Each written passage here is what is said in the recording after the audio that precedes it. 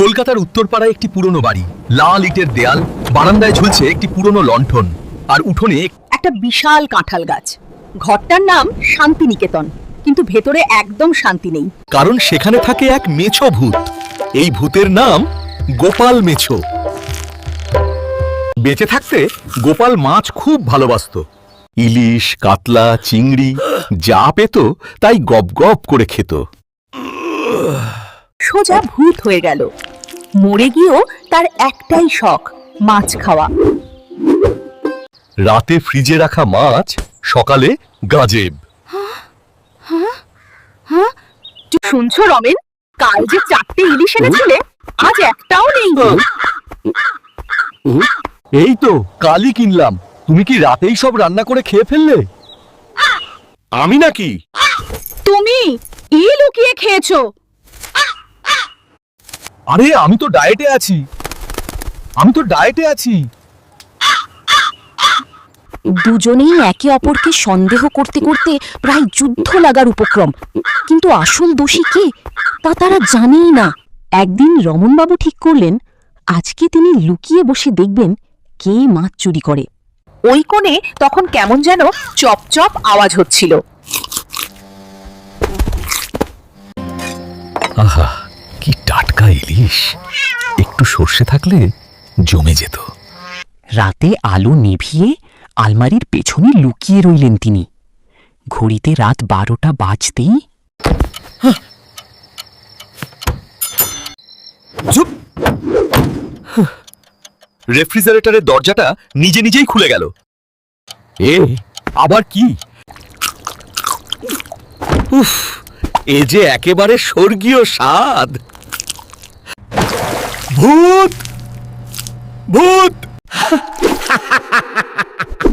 চুপ! এত চেঁচাস কেন? মাছ খেতে দে না। পরের দিন সকালে রমেনবাবু মিনতি দেবীকে সব খুলে বললেন। তুমি আবার রাতে বেশি খেয়ে এসব স্বপ্ন দেখেছো? না গো, সত্যি বলছি। সেই রাতে তারা দুজনেই লুকিয়েছিল। এ কে এলো? ওরে বাবা, গোপাল মাছো! হরি হরি, সত্যিই ভূত!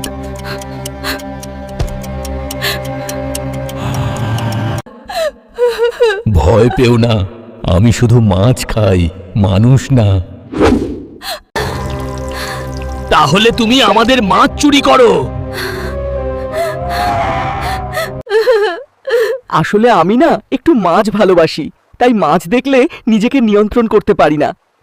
ঠিক আছে, একটা চুক্তি করি।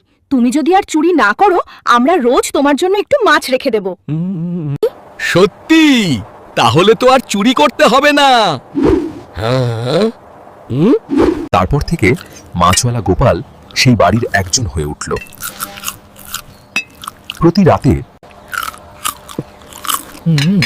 আজকে একটু লবণ কম হয়েছে, তবে মন্দ না।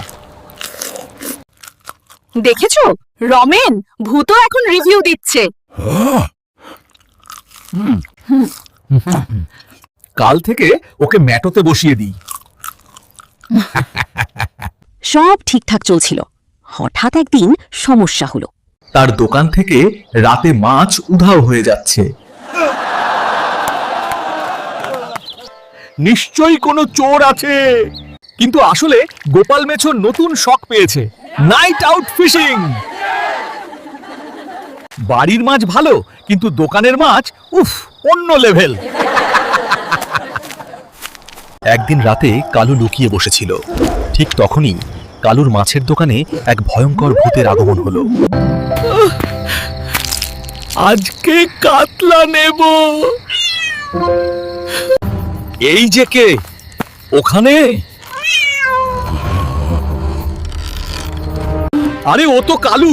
এবার বুঝি গেলাম, ধরা পড়ে তাড়াতাড়ি পালাই।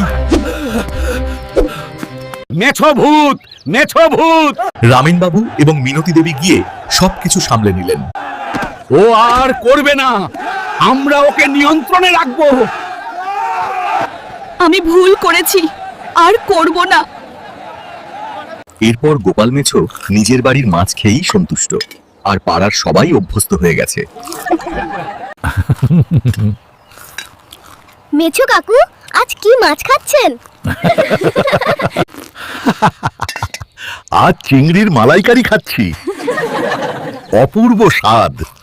হ্যাঁ, শুধু একটু মাছ দেখলেই চোখ উল্টে যায়।